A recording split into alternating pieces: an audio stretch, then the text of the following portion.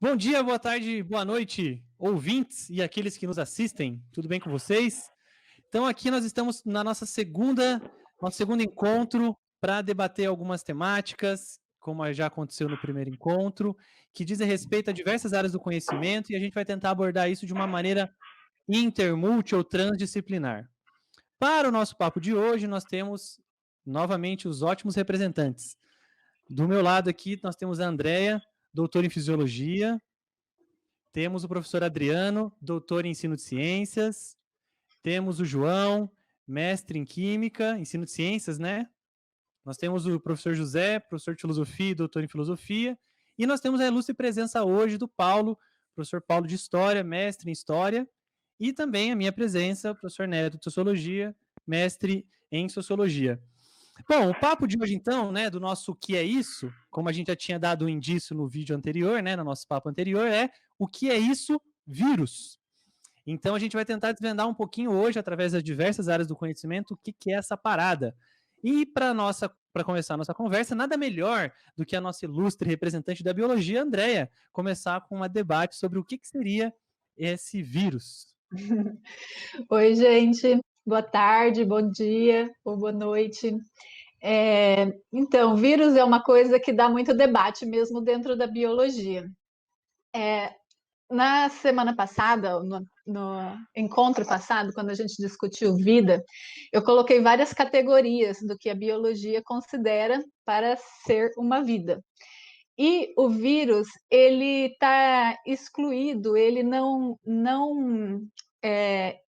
se encontra em várias dessas categorias. Por isso que a gente tem um debate muito grande sobre vírus ser uma forma de vida ou não. O vírus, apesar de poder ser considerado que não seja uma forma de vida, ele pode ceifar algumas vidas, né? Ele tem a capacidade de se reproduzir e acabar com as vidas. Como que é a estrutura de um vírus? O vírus ele não tem o formato de uma célula, como a gente conhece, com a membrana plasmática, o núcleo, o citoplasma, as organelas, e ele tem uma estrutura muito mais simplificada. Ele vai ter dentro dele um material genético, que pode ser composto por RNA ou DNA, e o material genético é aquela parte da célula que é responsável pela produção de proteínas. Então, ele tem um código que vai viabilizar a produção de algumas proteínas. Além disso, ele tem um envoltório, uma estrutura que fica ao redor dele, que vai proteger ele, que vai fazer com que ele tenha uma proteção contra o meio, para que ele consiga sobreviver, resistir. Então, é só isso que é o vírus: o material genético e essa capa de proteção. Essa capa de proteção ela tem muitas variações, dependendo da categoria do vírus. Muitos vírus eles vão utilizar a própria membrana plasmática da célula que ele invade para formar essa capa de proteção. Então, funciona assim. Por que o vírus não pode ser considerado uma vida? Ele não tem a capacidade de se reproduzir sozinho. Então, a gente chama ele de agente infeccioso. Ele vai entrar em uma célula. Quando ele está dentro dessa célula, ele vai pegar aquele material genético dele, o material genético dele vai se confundir com o material genético da célula e a célula passa a transcrever, a traduzir aquele material genético para formar as proteínas que são importantes para o vírus. Com isso, o vírus começa a se replicar, a se multiplicar dentro daquela célula.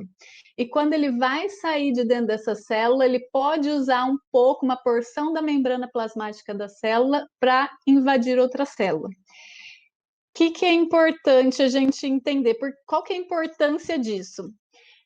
Se o vírus está encapsulado com a membrana plasmática de uma célula que é uma célula do animal, do vegetal, do organismo que está sendo infectado, esse vírus ele vai passar despercebido, é como se ele vestisse uma capa da invisibilidade. Então, as outras células têm mais dificuldade de reconhecer que ali você tem um corpo estranho, um agente infeccioso.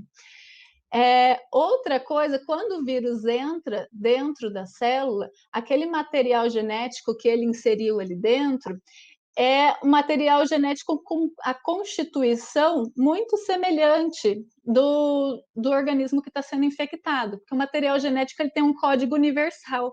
Então, não tem nada de estranho ali que a célula não reconheça como natural. Então, por isso que os vírus eles têm uma capacidade de infecção muito grande. Essa membrana plasmática que eu falei, que vai ser usada da célula, ela vai conter, além da membrana plasmática da célula que o vírus está usando para encapsular, ela contém algumas proteínas que o vírus utiliza para infectar as próximas células.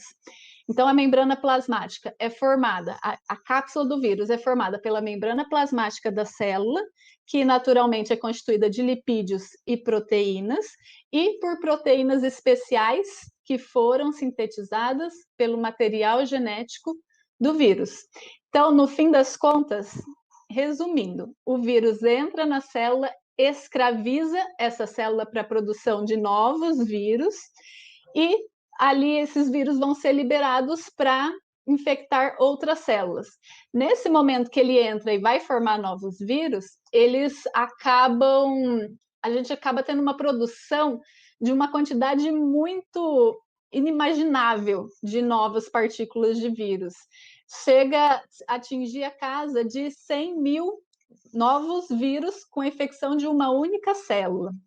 Então, ele tem uma capacidade de se reproduzir muito vasta e, ao sair ali, ele pode infectar novas células. A gente chama vírus, só por curiosidade, de parasita intracelular obrigatório. Por que isso? Porque sem entrar em uma outra célula, o vírus não é capaz de nada, tá? Ele precisa da maquinaria celular para conseguir desenvolver a sua vida. Não, demais. Ó, acho que temos aí boas definições. Ah, Andréia, você sempre vem com ótimas definições para o nosso papo, eu acho isso fantástico.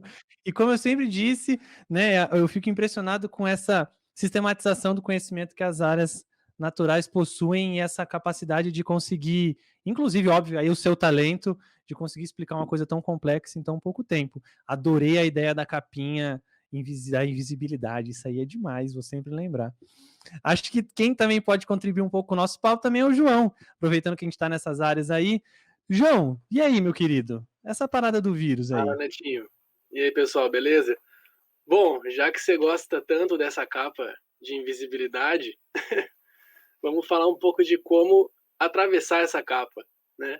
Bom, assim, a gente sabe, né, os veículos de comunicação, eles têm falado, têm demonstrado algumas formas de se combater, né, o vírus. No caso, agora a gente está falando nos noticiários muito do coronavírus, né, mas isso penso que vale para todos. Bom, então a água e o sabão, né, seria o método mais eficaz para se combater o vírus. Por quê? Porque o sabão, ele apresenta uma estrutura que a gente pode dividir ela em duas partes, né? Uma parte que a gente chama de hidrofóbica e uma parte hidrofílica. O que seria essa parte hidrofóbica, né? Essa parte hidrofóbica, ela nada mais é que uma estrutura apolar, né? Que ela não consegue se misturar à água, mas porém ela consegue, por exemplo, dissolver compostos orgânicos, como a gordura, né?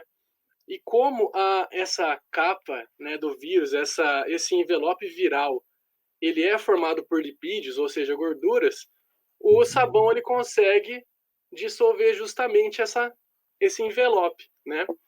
E, consequentemente, como ele tem uma parte que é hidrofílica, né, também consegue se misturar à água e arrastar, né? Podemos dizer arrastar, né? Os outros fragmentos, vamos dizer assim, do vírus, né? Outro material que é muito utilizado também, né, na asepsia seria, no caso, o álcool 70, né? O álcool 70, eu fiz um desenho hoje eu vim preparado com um desenho, não um rapaz, desenho, é uma folha, né? eu esperei esse dia. Ah, Olha lá, ó, esse daqui, dá pra ver? Dá pra ver? dá. Não, tá bem normal Aí, agora. aí tá Esse show, aí daqui tá é o show. etanol. Só que deixa eu contar, ó. Esse aqui seria o etanol, certo? Bom, o etanol, ele também é formado por, né, no caso aqui, uma parte apolar, que seria a cadeia carbônica. Essa parte aqui seria responsável por dissolver compostos apolares, no caso, o envelope viral do vírus, e o grupo hidroxila seria responsável por interagir com a água. Esse desenho deu muito trabalho, por quê? Porque eu pensei que ele fosse aparecer de trás para frente, então eu tive que desenvolver uma habilidade que eu não tinha durante a tarde de escrever de trás para frente, só que daí foi em vão. Mas eu consegui. Se aparecesse a imagem de trás para frente, ia sair. Beleza, pessoal? Então, assim, basicamente a ideia é essa, né? Tanto o álcool quanto o sabão, ele tem uma parte apolar da sua molécula que consegue interagir com esse envelope viral, que também seria apolar. Beleza? E aí, assim, o álcool 70 ele é mais utilizado por quê? Porque o álcool puro, ele é muito volátil, né? Ele evaporaria muito rápido. Já o álcool 70 ele não tem esse mesmo ponto de ebulição, essa mesma volatilidade. Certo? Show de bola, João. Tranquilão, cara.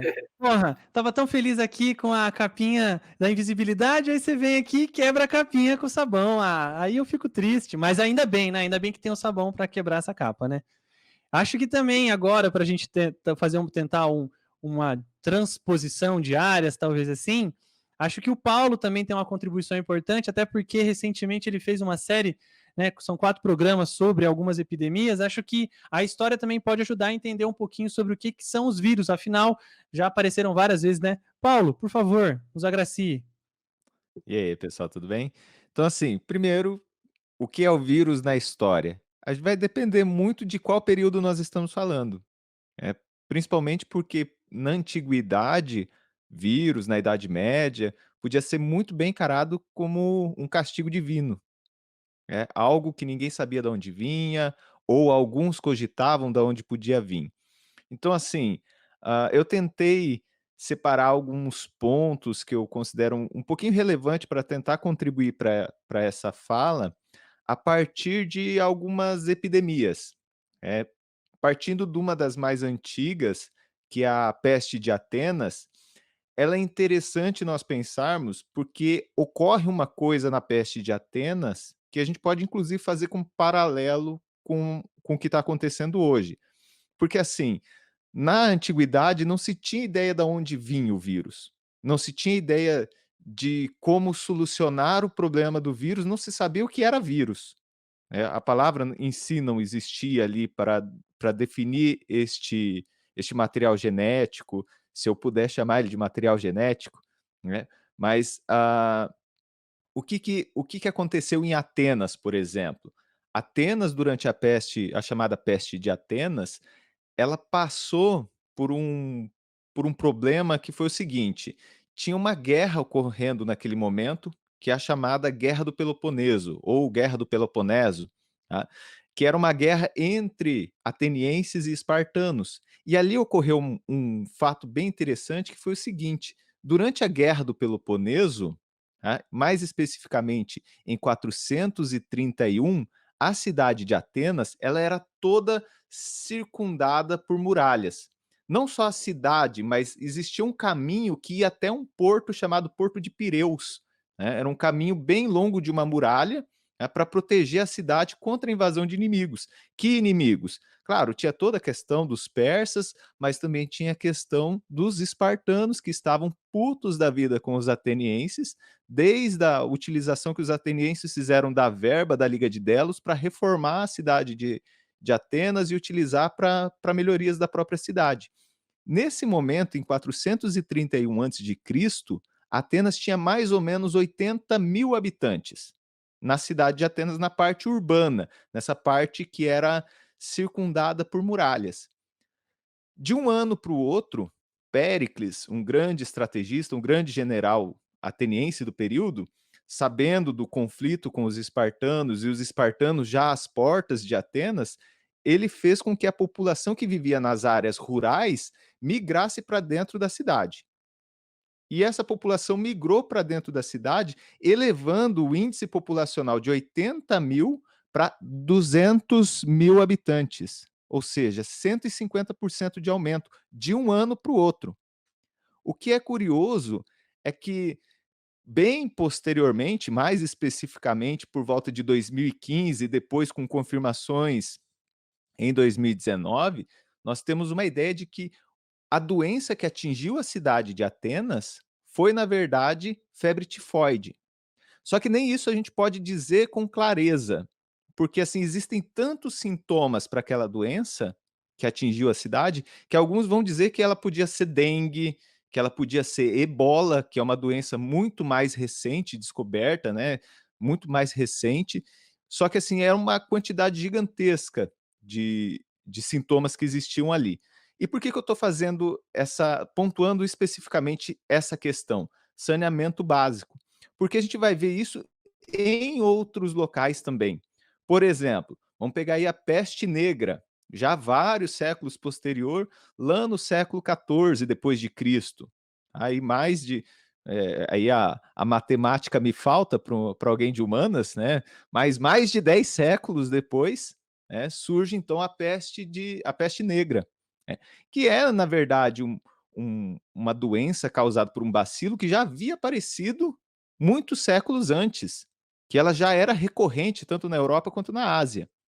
E esse bacilo que aparece ali, ele também está relacionado com uma difusão por conta da falta de saneamento básico, da falta de higiene, né? Aonde ficavam, por exemplo, é muito legal você tratar com os alunos e pedir para os alunos, por exemplo, onde que ficavam as fezes das pessoas, aonde elas descartavam? Porque hoje você defeca numa privada, né, ou pelo menos a gente acredita, né, porque existem vários lugares no Brasil, inclusive, que não tem saneamento básico, então tem pessoas que defecam ainda fora de casa em patentes, isso é uma realidade, principalmente na região norte do Brasil, tá? Com valas e nem ligada com o sistema de saneamento, com o sistema de esgoto. Então, nessas localidades, as pessoas defecavam e jogavam suas fezes pela janela pelo lado de fora. Então, as ruas eram locais de despejo de fezes. E aguardava-se, então, que a natureza fizesse seu serviço. A chuva viesse, batesse nos cocôzinhos, derretesse eles e levasse por aquilo que a gente chama hoje de sarjeta, né? Pelo aquele cantinho do meio-fio, nas poucas ruas que existiam dentro da Idade Média. Bom, o saneamento básico foi um problema lá também. E não só lá, né? Vamos pegar aí a questão do ebola, né? O ebola é uma doença que surge por volta aí de 1976. Os dados mais precisos que se tem da doença são a partir de 1976. Surge na África, no Zaire, hoje República Democrática do Congo, e num país um pouco mais ao norte, que agora me foge o nome da cabeça, me foge o nome, não me recordo agora o nome. E ali o que acontece? Como que se dissemina o ebola? O ebola era uma doença que ela depende muito do contato físico, né, entre as pessoas. Ou, além do contato físico, o contato com algum material contaminado, água, alimento, algo do gênero. É notório para todos nós sabemos que a África é um continente extremamente desvalorizado, é um continente extremamente explorado e que a falta de saneamento básico é uma realidade muito grande naquele local. Então, o ebola se disseminou naquele local. Claro, nós não temos surtos que causaram milhões de mortos, porém a taxa de letalidade do ebola é muito alta naquele local, que ela varia dependendo da cepa do vírus do ebola de 25 a 90% a taxa de letalidade, né? E atinge principalmente as pessoas que não têm saneamento básico. Então, se a gente fizer um paralelo entre essas doenças que aparecem nesses locais, em Atenas, na Europa, na África, e a gente observar agora a Covid-19, que é uma das cepas do coronavírus, que existem pelo menos 7 que atinge os seres humanos, e uma que ainda ainda nem foi mencionada pela televisão, né, mas existem alguns artigos que contam de uma cepa desse vírus proveniente de suínos, que pode vir a atingir os seres humanos em breve. Então, ou seja, seria uma 8ª cepa que poderia atingir os seres humanos. Esse vírus, ele tem como processo de difusão, principalmente os viajantes, comerciantes, negociadores e turistas. Principalmente a gente vê que o foco onde ele vai se disseminando são nas cidades onde existem aeroportos internacionais. E a gente começa a observar que tem uma relação muito próxima com as pessoas que têm uma condição de vida melhor, né? Têm um poder aquisitivo maior. Moram em cidades ou em locais de cidades que têm uma situação, uma higiene maior dentro dessas cidades. Ou seja, que tem uma condição de saneamento. O que nós estamos vendo agora, nesse momento, é que essa doença ela está atingindo locais com menos saneamento. Tá? E aí eu queria fazer um paralelo para a gente tentar entender isso. Tá?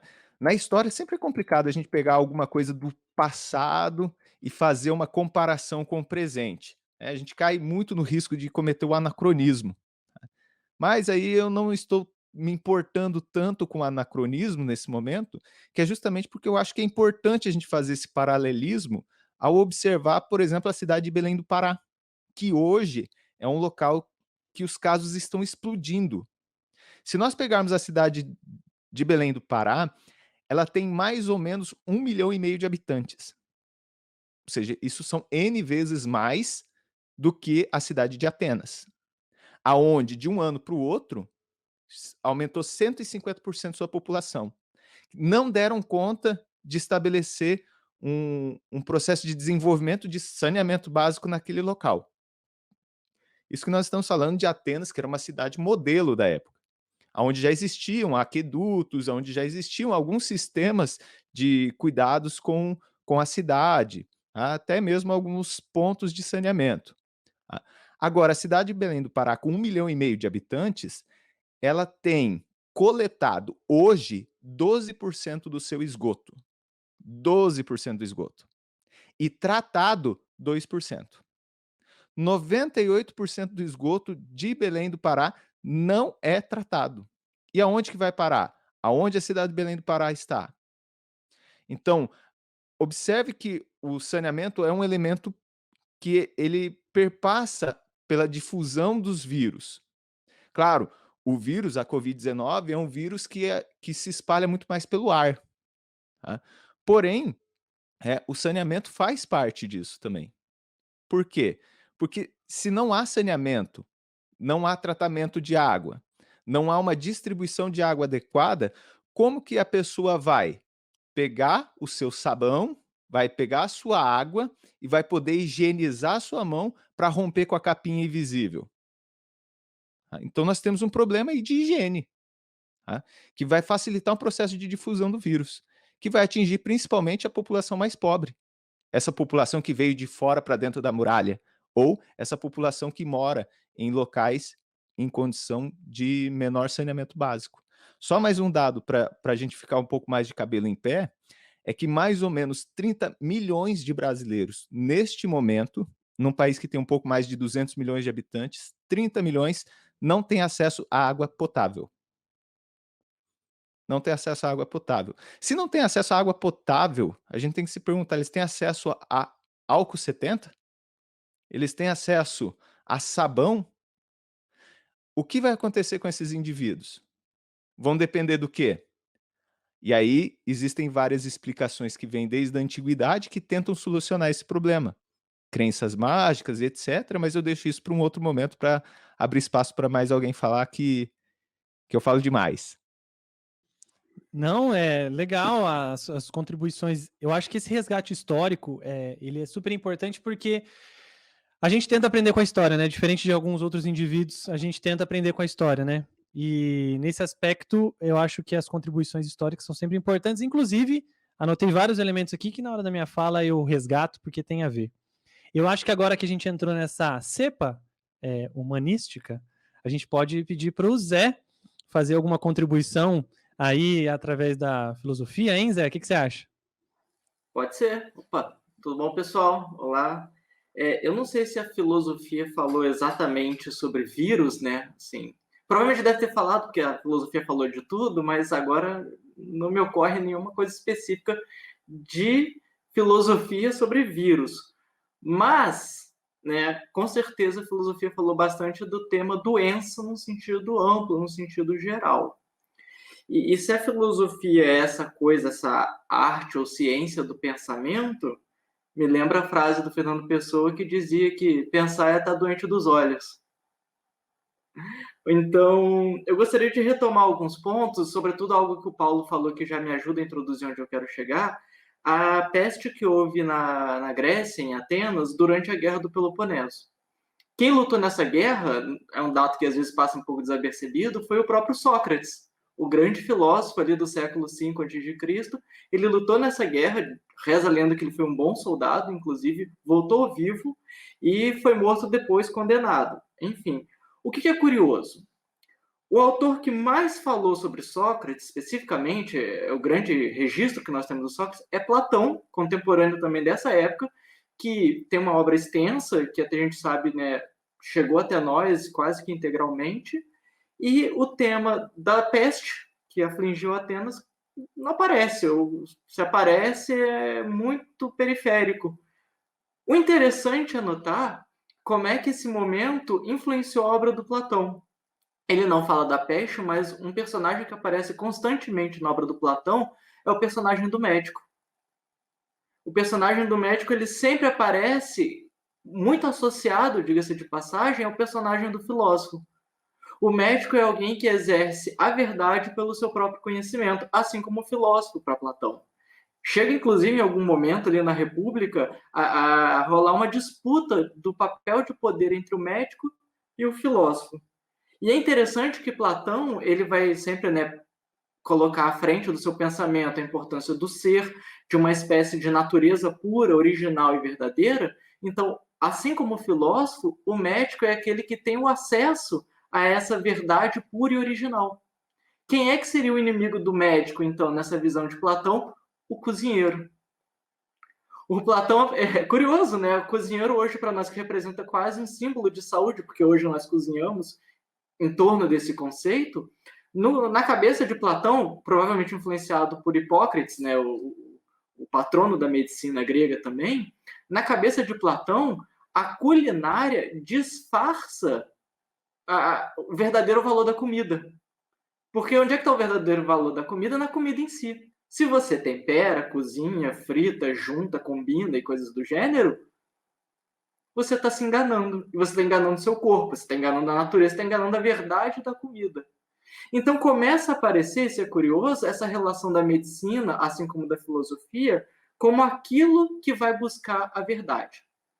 E aí é o problema nosso do comportamento humano. Por que nós ficamos doentes? Porque nós estamos continuamente nos afastando da verdade, seja ela intelectual, espiritual, que é a verdade que nos ensina a filosofia, ou seja ela a verdade física, que é aquela que é dos médicos, dos ginastas, e todo esse pessoal que o Platão vai continuamente, né, elogiando.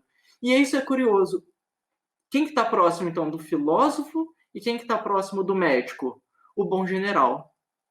Aquele que é bom nas atitudes públicas, né, e nas atitudes privadas. É aquele que sabe ir à guerra e é aquele que sabe viver na época de paz. O tempo todo, Platão vai estar associando essa noção de estar saudável com ser inteligente, né, possuir um conhecimento e saber portar-se publicamente e individualmente. Então, parece que há uma relação entre inteligência, estar saudável e saber ir ou não à guerra. Guerra e peste parece que andam juntos. Então, de alguma forma, por mais que a filosofia não tenha falado de um vírus especificamente, guerra e peste sempre influenciaram a filosofia, e a filosofia, por sua vez, sempre influenciaram como se comportar, como agir, como entender em situações de guerra e de peste. Tanto é que um grande debate que há hoje não é só apenas como entender o vírus, como entender a doença, como entender a sua disseminação, mas como entender o comportamento humano frente a essa situação. E comportamento humano também é um dos grandes temas da filosofia. E aí eu vou aproveitar para dar esse salto, né, já que o tema é guerra e peste, e lembrar um livro que tem esse nome, A Peste, do Albert Camus. É um livro que eu recomendaria a todos, porque embora ele tenha sido escrito em 1940, depois da Segunda Guerra Mundial, se não me engano, 47 ou 48, ele vai retratar uma cidade, a cidade de Wuhan, né, o nome dela, em que ela é afligida por uma peste. E o que é curioso nesse livro? Ele é extremamente contemporâneo, ele é extremamente atual. E eu gostaria até de pontuar que duas passagens que eu recortei para trazer. Uma é quando o personagem principal, que é o médico, ele está divagando e pensando sobre a peste, o efeito da peste e o comportamento das pessoas frente à peste, e ele vai pensar o seguinte: ora, as pessoas pensam da peste algo muito parecido com o que elas pensam da guerra, que não vai durar muito. Porque é estúpido uma guerra durar muito. E aí é curioso como é que o Camus da sequência a essa ideia, ele fala, mas coisas estúpidas duram. As pessoas não gostam de olhar para a estupidez e encará-la como uma medida minha do ser humano. Elas pensam, não, isso é algo irreal. A estupidez, o flagelo, o horror, a peste é um pesadelo. E é interessante que o Camus continua dizendo o seguinte: bom, os pesadelos não passam. E de pesadelo em pesadelo, quem passam somos nós, os seres humanos. Nós morremos, as pestes continuam. E aí, me permite avançar mais um pouquinho, ele ainda vai dizer o seguinte: a peste pega todo mundo, mas em especial ela pega aqueles que estavam desprevenidos. E quem é que está desprevenido quando a peste começa? Todo mundo. Porque ninguém se prepara para a peste. As pessoas se preparam para os problemas do dia a dia, tropeçar, perder o emprego, enfim, coisas banais, grandiosas ou pequenas. Se prepara às vezes até para uma morte, um acidente, mas ninguém está preparado para uma pandemia. Chega a ser, né, situações inusitadas que agora são corriqueiras, mas há meses atrás não eram. E ele vai dizer, nesse livro, A Peste, que quando começou a ocorrer a peste lá na cidade, as pessoas, por não acreditarem nela, continuavam fazendo negócios, preparando viagens e tendo opiniões. Veja que interessante, né? A relação delas com a vida, com a coisa pública e com a inteligência. De certa forma, parece que Platão já estava prevendo essa coisa que ia andar sempre junta, sempre junta. Então, partindo um pouco mais à frente disso, aonde eu gostaria de estabelecer a chave de compreensão para a relação dessas coisas? A chave está no seguinte: há uma relação entre como nós, seres humanos, entendemos o nosso comportamento e como nós, a partir disso, queremos ler o comportamento de alguma coisa que nós humanizamos sendo vírus. Os antigos humanizavam o vírus pensando o seguinte: os deuses que nos ajudam vão combater o vírus. Hoje nós humanizamos o vírus entendendo que o vírus é algo mais ou menos humano. E algumas pessoas fazem isso com tanta força e tão intuitivamente que elas chegam a dizer o seguinte: não, o grande vírus, na verdade, é o ser humano. Nós somos o grande vírus. E aí, para quem assistiu Matrix, vai lembrar que essa é uma das falas que tem no Matrix. E o ápice dessa compreensão de que o grande vírus é o ser humano é a teoria de Gaia. Como se a Terra, a natureza, fosse uma consciência que de tempos em tempos precisa nos punir, quase como um Deus, por nossos comportamentos.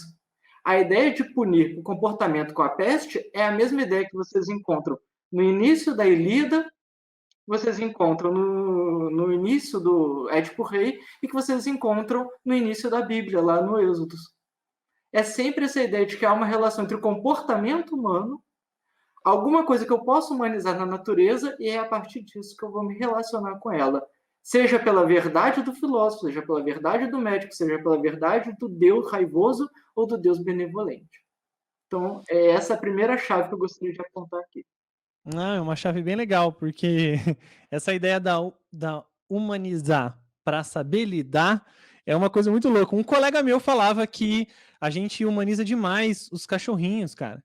E aí, nesse processo de humanizar demais o cachorrinho, às vezes é meio complicado, porque a gente tem que saber lidar de uma outra forma e tal.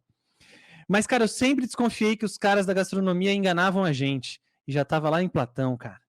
Bom, uma outra coisa que você comentou também, dessa questão de saber lidar com tudo isso, acho que o Adriano também pode trazer algumas reflexões, porque, como a gente já conversou previamente, o Adriano vai explicar alguma coisinha para nós aí sobre como a gente saber interpretar e ler algumas das informações que rolam bastante aí hoje em dia, né? Adriano, por favor, meu querido. Fala galera, tudo bem? Bom, eu vou pegar um gancho até na. Pô, não dá nem para falar em qual das falas que foram todas seguir uma linha bem legal, mas a gente já pôde ver o que é o vírus, como combater e os impactos dele dentro da humanidade, né? Mas é comum, e aqui eu vou abraçar o conceito do coronavírus especificamente, porque são os dados mais atuais que a gente tem, de como que essas coisas se propagam, o que está acontecendo. Porque, não sei vocês, mas eu tenho visto muito no internet lá fora aí, que o pessoal olha e começa a falar, mas o que é essa tal curva? E essa curva que nunca chega? E essa curva que estão jogando para frente sempre, que não vai acabar nunca, né? E se percebe que há uma confusão um pouco a respeito de como que o vírus se propaga. Então, o que é importante entender dentro dessa ideia? Essa tal curva, ela representa a forma como o vírus passa de um para outro, basicamente, certo?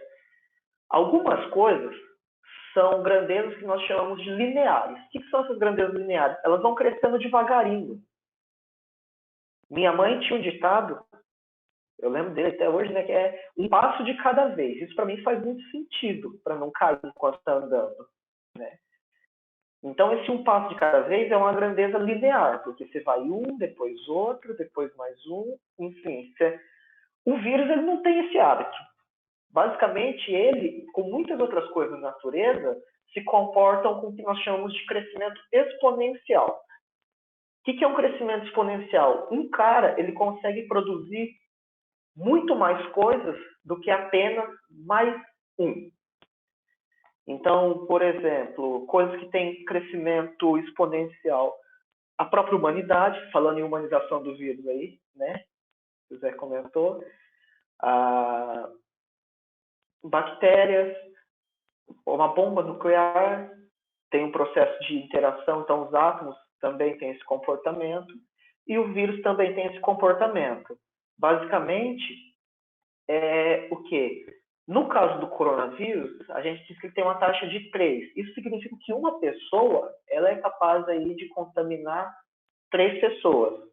Só que essas outras 3 pessoas, cada uma delas vai contaminar 3. Então, são 9 pessoas. E as 9, 27. E assim vai indo. A gente vê que a coisa cresce muito rápido, né? E nesse assunto sempre surge a dúvida. Quando que esse negócio para de crescer? E, segundo, não tem o que fazer então. Porque a gente ouviu por aí, não tem que ficar discutindo isso, 70% da população vai pegar e acabou. É isso aí mesmo. Só que não é bem por aí. Certo? Para trazer uma analogia mais simples, eu vou precisar comparar um pouco a tela, que eu fiquei pensando em como a gente poder entender melhor isso aqui. Ó. Essa aqui é a taxa de propagação do coronavírus no Brasil até o dia de ontem. Só que o que eu trouxe para a gente aqui não é bem isso. É isso aqui. Esse cara aí que está na tela é uma comparação de uma coisa que as pessoas normalmente têm um hábito mais familiar do que vírus. Por quê? A galera não costuma curtir pegar vírus. Mas é comum que as pessoas façam algum tipo de investimento. Você sempre tem alguém na sua família lá que guarda um dinheirinho na poupança, ou aquela pessoa que quer fazer alguma coisa e compra, faz um empréstimo e tal. E essa curva aqui é uma curva de investimento. O que eu queria mostrar para vocês aqui? A diferença que existe quando eu coloco o mesmo valor aos poucos no investimento e quando eu coloco ele todo de uma vez só. Então aqui eu fiz um exemplozinho básico que é o quê? O que acontece se você faz um investimento com R$250? Eu coloquei uma taxa de juros bem alta, porque a taxa de juros do vírus é alta. Então, para a gente poder ter um gráfico mais semelhante. Não acreditem se alguém vendeu um empréstimo desses aqui para vocês. É furado, tá, gente? Mas, basicamente, uma pessoa que coloca R$1.000, só que ela coloca isso dividido em 12 vezes, ou seja, cada vez ele vai e coloca um pouquinho ali. Quando chegar no final de 12 meses, ela vai ter aqui, ó, 1.023.000. certo? Agora eu vou pegar essa pessoa e colocar ela para fazer a mesma coisa, só que colocando o valor todo de uma vez.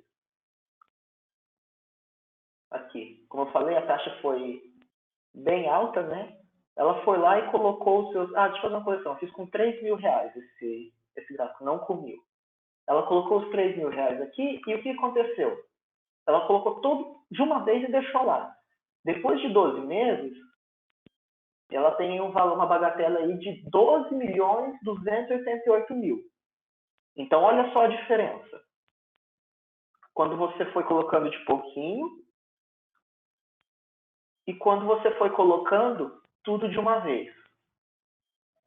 Dá para ver que, apesar do comportamento da curva ser o mesmo, a diferença numérica é muito grande. Isso acontece com o coronavírus, ou com a propagação de vírus em geral.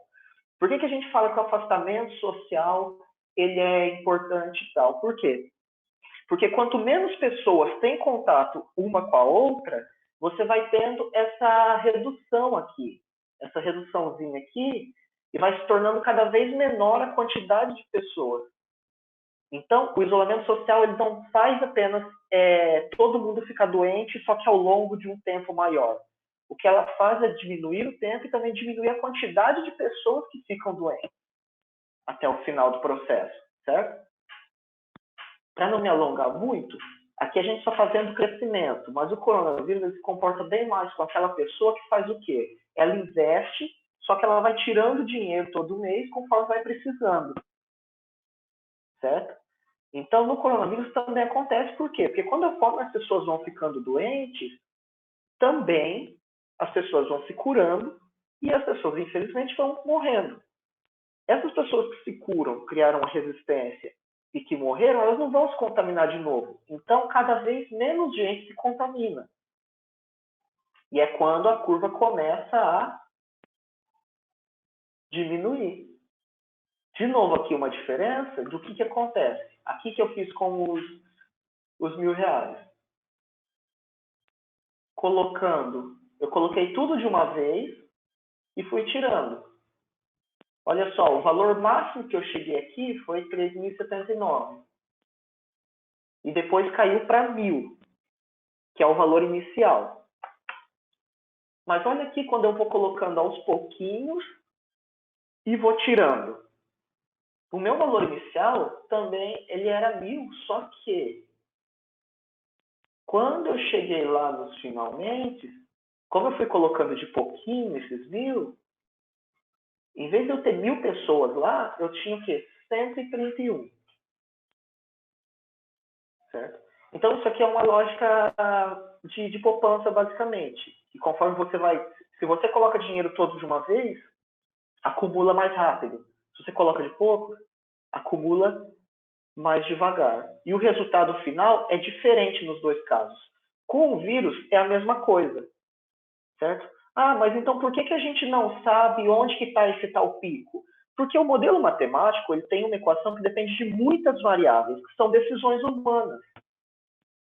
E o problema é que cada uma dessas decisões humanas que é tomada muda completamente o resultado futuro.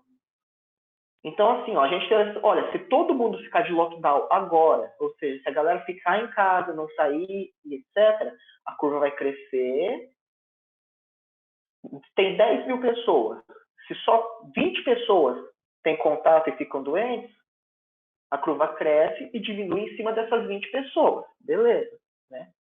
Só que eu tenho 20 pessoas. Na outra semana, saem 50 pessoas na rua. Na outra semana, saem 30. E isso vai mudando, certo? Cada vez que isso muda, o meu gráfico ele muda e eu só vou ter informações certas daqui 15 dias, que é o tempo de encapsulamento e de demonstração da doença do vírus. Daí, só para fechar, eu trouxe um exemplo disso para você, para ficar bem claro, que é o caso de Santa Catarina. Isso aqui é a curva real de Santa Catarina, que o que aconteceu no meio do caminho? O governo decidiu reabrir o shopping. Certo? Nesse momento de reabertura, então, a curva foi crescendo. Só que olha aqui onde que ela estava e olha o que ela fez daí. Depois que abriu o shopping. Era uma curva. Tá vendo que ela está crescendo e diminuindo? Só que isso aqui aconteceu 15 dias depois de decidir reabrir os shoppings e o comércio. Em termos de número, o aumento foi de 300%. Ah, os comerciantes estão jogando vírus nas pessoas, então a culpa é deles? Não, né? Essa é aquela questão que o Paulo trouxe lá de buscar culpados. O que acontece é que se as pessoas têm onde ir, elas vão. Esse é o ponto central. Então, basicamente, a atitude do governo de fechar comércio, etc., não é fazer o comércio fechado propriamente dito, mas fazer as pessoas não se encontrarem. Certo?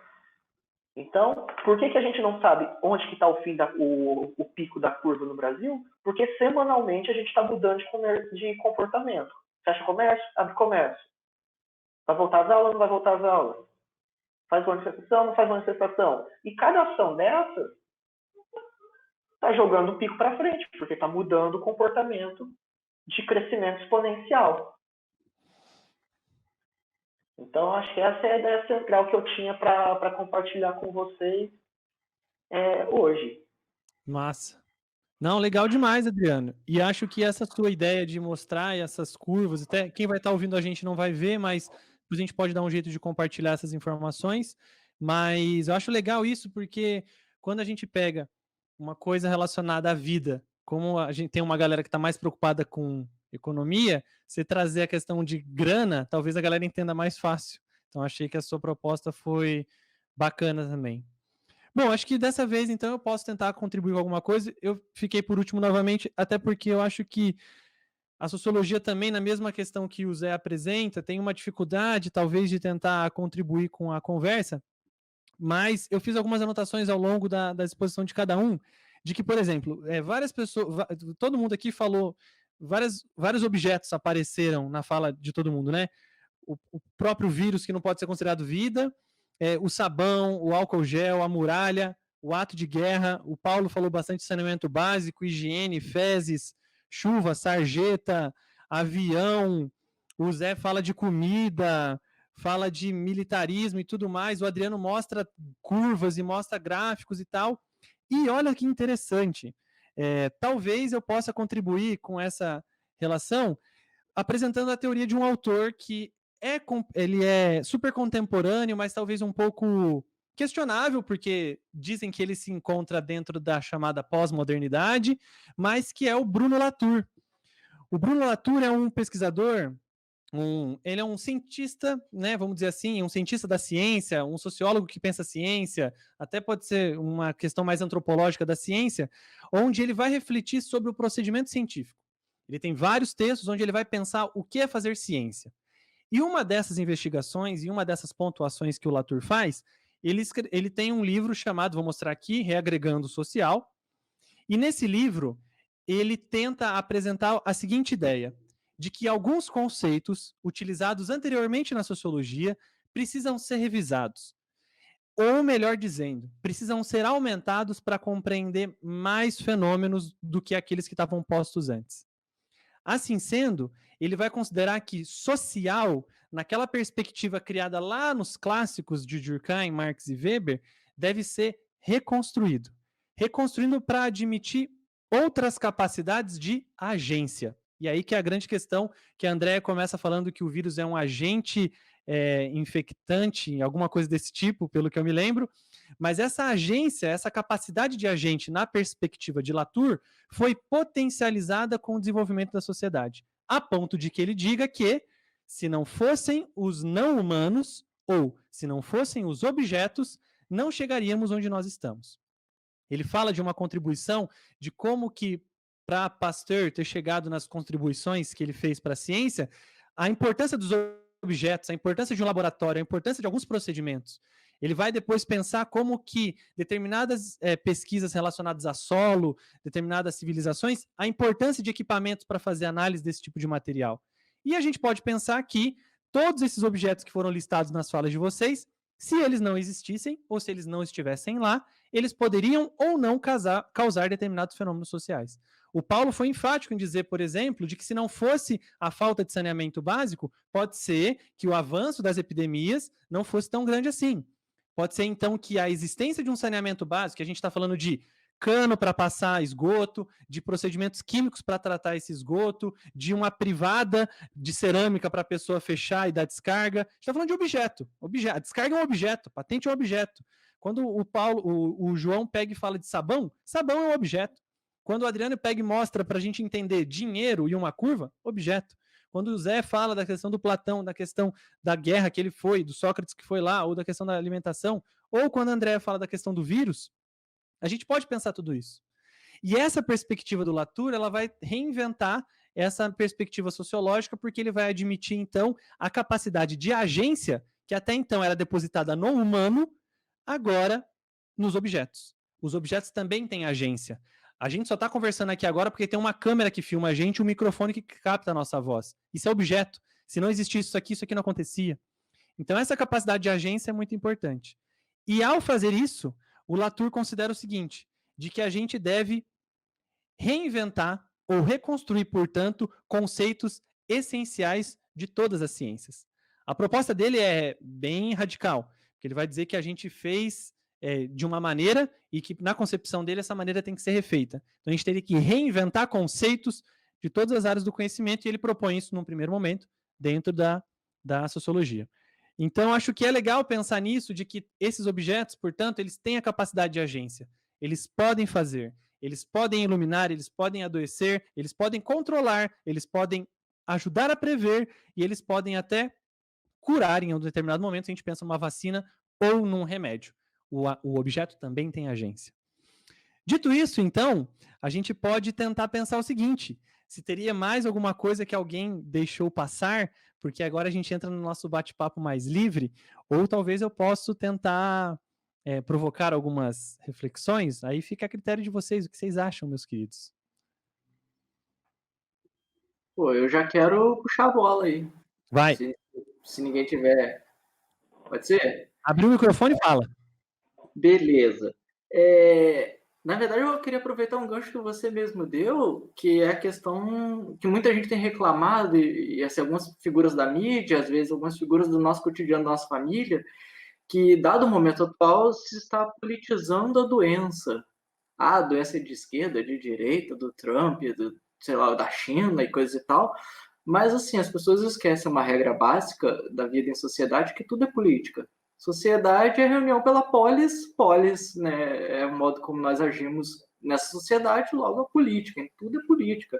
E a doença, toda doença, também é política. Ao longo da história da humanidade, as doenças justificaram ações políticas, e ações políticas levaram, né, a doenças. Então, há uma relação íntima entre todas essas coisas. Eu gosto muito do, né, sabe, do Foucault, né? E aí vale lembrar o livro Vigiar e Punir, que ele vai fazer essa relação entre a forma como a lepra era tratada, isolando as pessoas, ou seja, uma escolha política de isolar aqueles que têm algo que eu não tenho de mim. Então eu isolo eles até que eles todos morram e a doença morra com eles. Para a peste. A peste criou, segundo Foucault, né, uma sociedade disciplinar que emoldurou, depois que a peste acabou, toda a sociedade. E como é que essa sociedade lidou com a peste ali no século XV, XVI, XVII? Lidou separando e individualizando quem tem e quem não tem. Porque se chega uma doença em que todo mundo pode ter e ela é invisível, diferente da lepra, que é bem visível, né? A peste, até certo ponto, ela fica invisível até o ponto que ela é fatal. Não muito diferente do corona, com seus sintomas. Então, eles começaram a separar, individualizar todo mundo e fazer esse levantamento, criar essa individualidade social, o que é uma relativa novidade na modernidade, a partir da forma como a humanidade lidou com uma doença.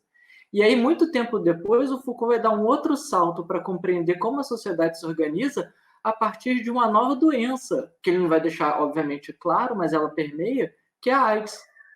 A AIDS vai colocar uma espécie de consciência em nossa cabeça dos anos 80 para cá, mais ou menos, que é o risco biológico que o outro representa para mim. Mas essa problemática, às vezes, existia muito antes da AIDS. Se vocês pegam a visão nazista, por que o nazista coloca o judeu como seu inimigo? Porque ele é um risco biológico. De alguma forma, este outro que não tem nenhuma doença, que fique claro, é visto como a doença em si. Então, politizar uma doença não é necessariamente não tratá-la com seriedade. Tudo é político, esse é o ponto. Eu não estou aqui para dizer qual é a forma política correta de ver ou não uma doença, mas furtar ao fato de que doenças também são problemas políticos é, no mínimo, se furtar a realidade. Não, Zé, essa sua apresentação é interessante, porque essa dimensão às vezes fica esquecida, né? Nessa perspectiva de que a reação para com, ou a maneira como tratar, ela fica meio esquecida. Então, acho que essa sua contribuição é bem bacana. Mas acho que, para além disso, a gente pode tentar pensar nessa perspectiva assim, uma vez que esse processo é político, então a própria definição pandemia também é política. E acho que para a gente entender como essa coisa se torna uma pandemia, talvez a André pudesse explicar um pouquinho desse processo também, como essa coisa se reproduz e tal. Porque daí a gente pode entrar nessa questão de como lidar. O que você acha, André? Acho que dá, né? Então, a gente precisa entender o que é pandemia, né? A gente tem vários termos dentro da biologia que são utilizados para definir como uma doença se espalha.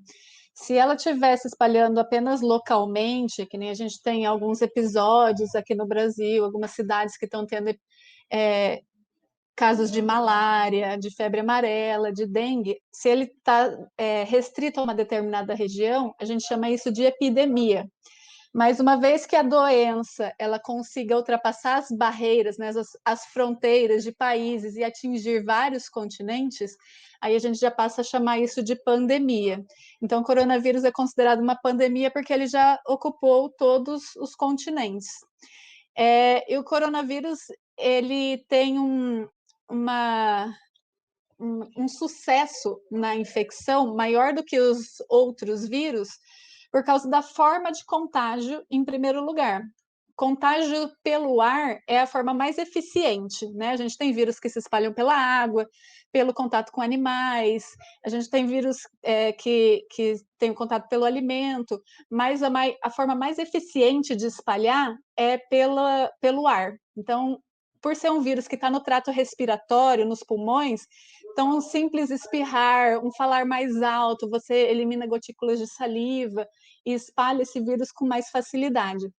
A gente tem vários outros vírus que são de infecção respiratória, mas o coronavírus ele tem uma certa resistência maior, porque aquele envoltório que eu falei no início, ele é um pouco mais resistente do que de outros vírus. E outra coisa importante, ele infecta a parte superior do trato respiratório, enquanto tem outros vírus que vão estar lá para baixo, no pulmão, mas na parte inferior do trato respiratório não é tão fácil de ser eliminado assim. E tem um outro ponto do coronavírus que outros vírus acabam ficando para trás, que é a rapidez de multiplicação dele. O tipo de material genético que ele possui permite que as cópias sejam feitas com muita eficiência. Então, a quantidade de vírus que uma pessoa infectada está distribuindo é muito mais alta do que outros vírus que infectam o trato respiratório. Então, ele tem várias coisas, né? A mutação que ele sofreu para vir de um animal para os humanos ganhou vários bônus aí para conseguir se disseminar de uma forma bem eficiente entre os humanos. Posso falar? Então, eu tava... Enquanto o Adriano estava falando, né, eu estava pensando aqui na importância que tem, assim, de um país ele ter altos índices de alfabetização científica, né?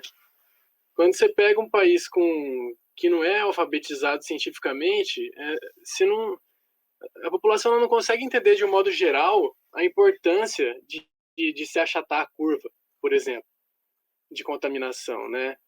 Não consegue entender a importância do isolamento social, não consegue entender que, por exemplo, lógico que eu não quero falar que todos pensam assim, né? Mas uma grande parcela das pessoas não consegue entender o porquê, né? A importância disso. Não entende, por exemplo, que não se deve tomar água com sabão, que isso não vai adiantar, né? Enfim, não consegue entender que um país que está com congelamento de 20 anos dos gastos públicos não tem estrutura para enfrentar uma pandemia dessa e nada que venha depois disso também, né? Então eu só queria ressaltar isso e dizer que eu vou precisar sair agora, Ah, beleza, João. beleza? Você tinha avisado já? Não, tranquilo, vai lá, meu Um querido. pouco mais cedo, mas eu queria deixar essa fala aí, minha última fala. Não, Um beleza. abraço. Valeu. Não, e essa fala do João já leva a gente a pensar no seguinte, né? Uma vez que o Zé comenta sobre o lidar político com o processo, e a André já explicou para a gente o que é essa pandemia, e o João fala essa dificuldade de compreensão de que, por exemplo, até leva indivíduos a tomarem sabão acreditando que vai resolver, talvez é mais fácil o indivíduo pensar assim do que entender. E o indivíduo que faz assim também pode desdobrar em um comportamento xenofóbico. Então, veja, a gente está falando de uma pandemia, um globo, mas veio de algum lugar, tem alguns focos, mas principalmente, o que a gente comentou, o Paulo comentou, acho que outra pessoa comentou, veio de fora, e aí pode gerar talvez um determinado comportamento xenofóbico. Acho que o Paulo pode contribuir um pouco nisso, não é? Nessa questão da xenofobia e tal. Essa aversão, esse medo do outro, daquele que vem de fora, daquilo que vem de fora, é uma característica comum nos relatos que a gente tem na história em relação a essas epidemias em determinados locais. O próprio Tucídides, que é o narrador da Guerra do Peloponeso, ou do Peloponeso, como o Zé prefere falar sempre, eu gosto desse sotaque, não sei se é sotaque, é uma forma de falar o Peloponeso, né? Mas enfim. Isso que o Tucídides faz, ele acaba jogando a responsabilidade no outro. Ele joga a responsabilidade da doença em um outro indivíduo de fora, não no ateniense, não na necessidade do contato que o ateniense tinha um com o outro, não na ausência de saneamento, não na medida de entulhar a cidade de Atenas com uma montoura de gente. Na peste negra vai acontecer a mesma coisa. O que vai acontecer na peste negra? Da onde veio a doença? Quem é o responsável pela doença? Em um determinado momento, o próprio judeu foi colocado como o responsável por disseminar a doença dentro da Europa. E aí o judeu vai ser perseguido, o judeu vai ser massacrado. No ebola, o que acontece com o ebola? As primeiras cepas do ebola carregam o nome dos locais de onde ela veio. Vocês estão vendo minha cachorrinha aí. Mas enfim, carrega o nome das cidades, das regiões, né? Uma das cepas chama Zaire, que hoje é a República Democrática do Congo. Então, você começa a observar essas questões. E mais recentemente, a gente pode, inclusive, trazer os discursos provenientes do líder estadunidense, do Donald Trump. Sempre que vai mencionar sobre a Covid-19, é o vírus chinês, Chinese virus, eu acho que é assim que diz em inglês, né? Mas enfim, é o vírus chinês. Por quê? Por que esse reforço? Por que manter essa noção, esse preconceito com o outro? Isso é uma característica comum. E aí, o que a gente vê, por exemplo, no Brasil? O preconceito com aquele que tem traços orientais, agredido em ônibus, agredido dentro de estabelecimentos. Então, esse preconceito, essa xenofobia, eu acho que é um traço bem marcante dentro dessas narrativas históricas em relação às doenças, em relação às epidemias, que vai marcando as sociedades. Tá? E isso vai acontecer também, se a gente tomar aí por outras medidas, com o negro, durante o período escravista. O Sidney Chalub, recentemente, numa live com a Átila, mencionou da questão da varíola. Mas a gente também pode pegar a febre amarela nos Estados Unidos. E aí, qual que é a diferença? O negro, que é o acostumado com aquele trabalho de sol a sol, para ele tudo bem, ele mantém o seu trabalho. Agora, para o europeu não habituado e não aclimatado com a região e com a doença, ele precisa ser afastado desses riscos. Por quê? Porque existe aí uma aversão, um preconceito para com o outro. Pegando um gancho, eu me lembrei de uma questão, duas questões interessantes, antes de entrar um pouco nessa dissipação de contágio, né, Paulo? Mas vale ressaltar que, infelizmente, os próprios brasileiros hoje já estão se deparando com preconceito fora do Brasil, né? Por causa da forma como tem se tratado a pandemia aqui. Há relatos, né, de pessoas sendo agredidas, né, sem ter onde ficar, nos hotéis e tal, por serem brasileiras, simplesmente, né? E essa questão de onde vem é muito sério, né? Você querer encher o peito de falar, o chinês, ele comeu morcego e transmitiu o vírus, é uma coisa bem absurda. Lembrando que aqui no Brasil a gente não é nenhum exímio não comedor de coisas diferentes, né? Nós temos na nossa conta a sensatez de transferir hanseníase para os tatus, e hoje a gente já está no momento que os tatus estão transferindo hanseníase para pessoas. Isso é uma coisa brasileira. E daí? Felizmente, são bactérias que não têm o poder caótico de propagação de um coronavírus, mas e se? Vai ser como? Vai ser a bactéria brasileira? Qual vai ser a sensação de ser tratado dessa forma? Né? Então, é uma coisa que a gente não pode ignorar, é começar a pensar a maneira como nós estamos falando das coisas. É uma questão de bom senso também, né? Atrelado a essa ideia. Mas, voltando, é que eu achei interessante chamar a atenção nesse ponto que o Paulo trouxe, porque para mim é bem importante. O comportamento humano ele é fundamental na forma como a gente lida com essas doenças, né? Como o André explicou ali já também a diferença do significado de pandemia e tal. E isso se reflete muito porque as pessoas vão buscando formas de se proteger, e só que assim, sempre tentando não fazer aquilo que é difícil, né? Então, basicamente, não tenho isolamento social, não funciona. O que funciona é usar máscara, né? A máscara é importante, só que é importante entender que quando você está num país, uma coisa que impacta muito na propagação é o número de habitantes por metro quadrado, a densidade populacional que nós chamamos. Então, porque a Suécia não decretou lockdown. Bom, não vou entrar nem na questão da curva da Suécia estar extremamente mais alta do que dos outros países nórdicos que escolheram praticar o lockdown. Só que, basicamente, ali eles têm uma densidade populacional muito menor que a brasileira. Né? Se você compara o número de pessoas por metro quadrado na Suécia e na brasileira, sem condições, entende? Por quê? Porque você tem uma quantidade muito maior de pessoas ocupando um espaço menor aqui no Brasil. Então, consequentemente, como o vírus precisa de passar de um hospedeiro para outro e tal, é muito mais fácil isso acontecer aqui do que lá. Por quê? Porque tem menos gente perto do outro. Então, esses são fatores.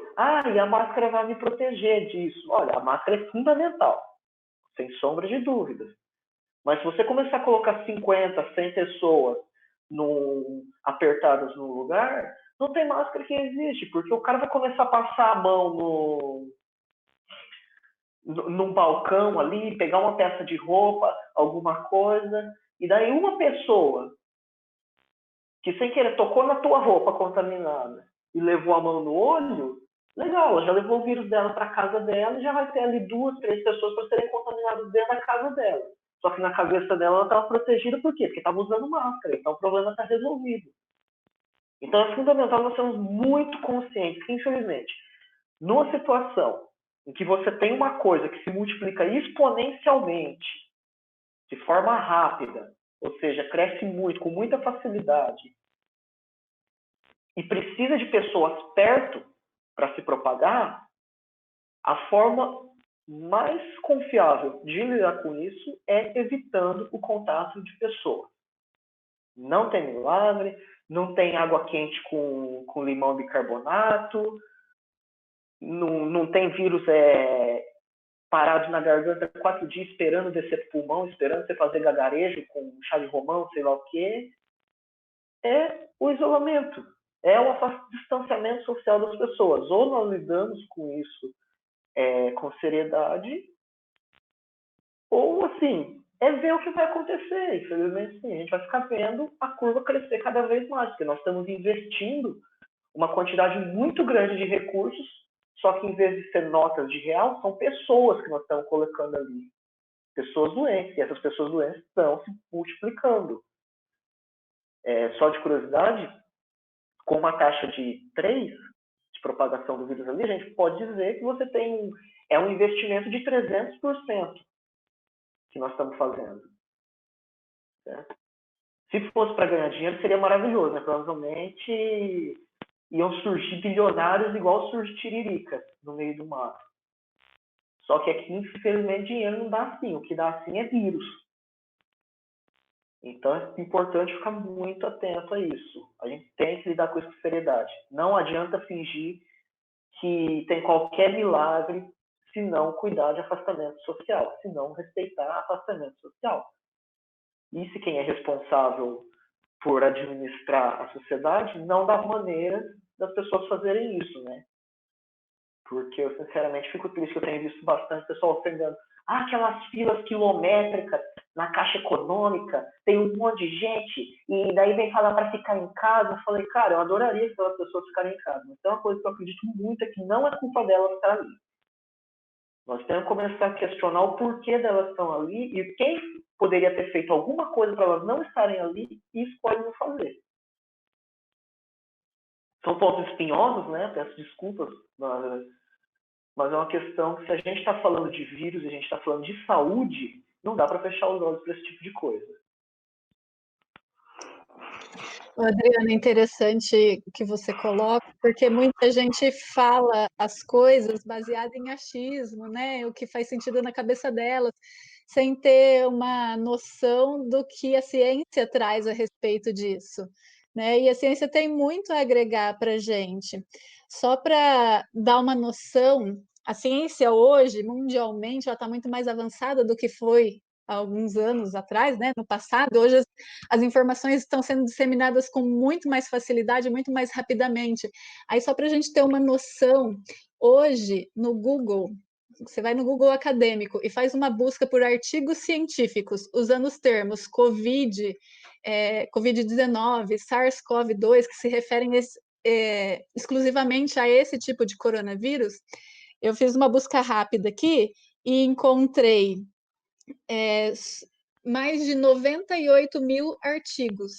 Isso quer dizer que em quantos meses? Não tem, acho que 6 meses, né? Que essa doença está circulando. A gente tem mais de 98 mil publicações do meio científico a respeito da doença.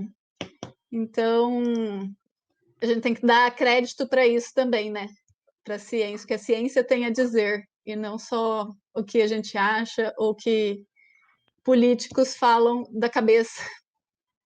Sim, acho que esse é um ponto fundamental, né? Porque a ciência ela tem se esforçado para ajudar o pessoal com a necessidade, né? Eu trouxe essa curva hoje porque o Átila, que é um dos grandes nomes, fazendo um grande trabalho de divulgação científica hoje a respeito do assunto, né? Tem sido muito malhado. Ah lá, o cara que falou que ia chegar a 1 milhão de mortes, não sei o quê, e etc.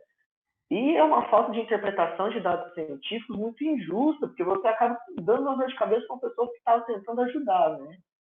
Então, isso aconteceu com o nosso trabalho também, quando o trabalho coordenado pelo Guimarães, que discutia a propagação no Vale do Ivaí do coronavírus, né? O pessoal olhava e falava, não, mas então vai ter 100 mil infectados, não tem o que fazer, está todo mundo perdido. E eles, não, nós não estamos falando isso. Isso é o que acontece quando ninguém faz absolutamente nada. É a questão da poupança ali. Ninguém fazer absolutamente nada, deixar todo mundo aglomerado de uma vez e torcer para a sorte. É basicamente olhar para a pessoa, olhar para o vírus e falar, vocês que lutem. Né? Eu acho que então, uma a coisa... matemática tem para isso. Pode falar, André, pode falar. Não, inclusive, eu vou falar para deixar o link desse trabalho que o Adriano está falando na descrição do vídeo. Legal. Pode deixar que a gente coloca. Tanto no vídeo quanto no podcast a gente deixa o link. Isso. Mas sabe uma coisa que acho que para a gente já começar a chegar no fim, né? Que a gente já está com quase uma hora e tantas, né? Já passou uma hora e já falamos bastante coisa, né? Hoje a gente falou bastante conteúdo, acho que ficou bem legal, né? A gente trouxe bastante informação. Quem assistir, quem ouvir, vai sair bastante carregado, assim, de aspectos teóricos, científicos sérios, assim, acho bem legal. Mas uma coisa que acho que a gente deve sempre lembrar é de que aí quem dá essa dica é o Howard Becker, num livro que chama Segredos e Truques da Pesquisa. Ele fala que todo objeto ele tem pessoas agindo. Todo objeto tem pessoas que agiram para construí-lo ou estão agindo na sua utilização. Eu acho que é legal a gente dar um recado de que, por exemplo, quando surgir uma vacina, quando surgir um remédio, a gente não esquecer do processo científico que está por trás desse processo, dessa construção. O quanto envolve investimento tão difícil na nossa realidade brasileira, o quanto envolve uma articulação de diversos laboratórios, o quanto implica num conjunto de conhecimento acumulado na experiência acadêmica de diversos intelectuais.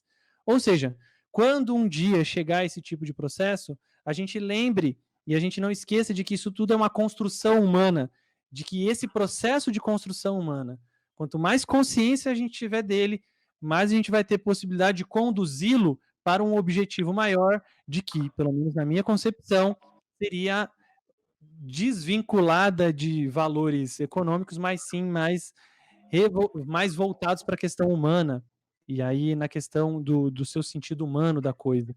Eu acho isso legal a gente pensar, porque por conta desse processo de que é super fácil a gente ir no mercado e comprar um produto sem ter que plantá-lo, sem ter que processá-lo, sem ter que acompanhar todas as etapas de sua produção, parece que a gente esquece de que tudo isso tem um trabalho humano, né? Por mais que o objeto tenha uma ação, esse objeto foi construído por humanos. E lembrar desse processo de construção humana de um objeto e da atuação desse objeto na nossa vida, ter a dimensão dessa perspectiva, acho que isso vai fazer melhor, que a gente consiga conduzir melhor politicamente, como o Zé apresentou, e conduzir melhor esse processo de pandemia e tudo mais. Galera, acho que é isso. Alguém queria falar mais alguma coisinha rápida, coisa de poucos segundos, ou podemos finalizar por aqui? Achei interessante isso que você falou, mas eu vejo que nem só quando a vacina estiver pronta, né? Hoje a gente tem muitas pessoas, muitos esforços no sentido de entender como isso tudo está acontecendo e tomar as melhores decisões para minimizar os estragos, e as pessoas que estão na linha de frente também, cuidando dos doentes, mantendo a cidade funcionando com o mínimo necessário para a gente conseguir sobreviver, passar por isso tudo. Verdade.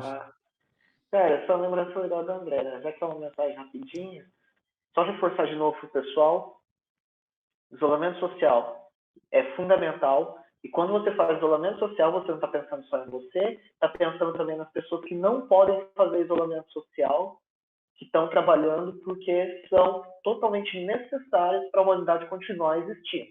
Sejam os produtores de alimento, sejam os médicos, enfermeiros, seja o pessoal de combustível, enfim, pessoas que não podem parar porque é preciso sobreviver.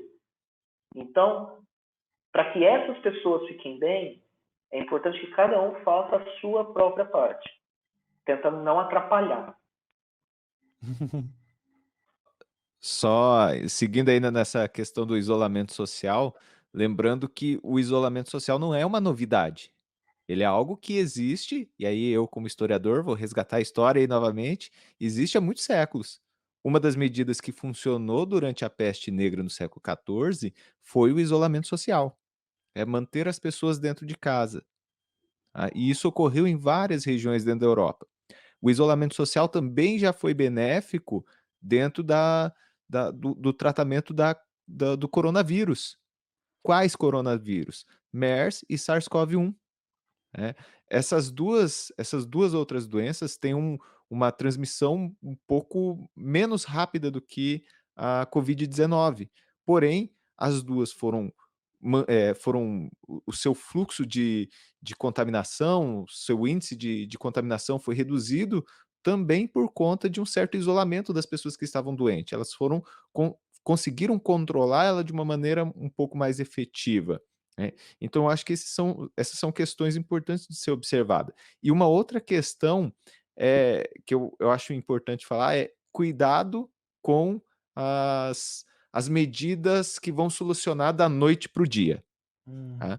Feijão Entendi. mágico, gente, é lá na historinha de Joãozinho, lá do pé de feijão, né? Feijão mágico que custa, sei lá, né, para não fazer nenhuma analogia, mas feijão mágico não vai salvar você, não vai evitar que você se contamine com Covid. Experiências mágicas, a história está repleta.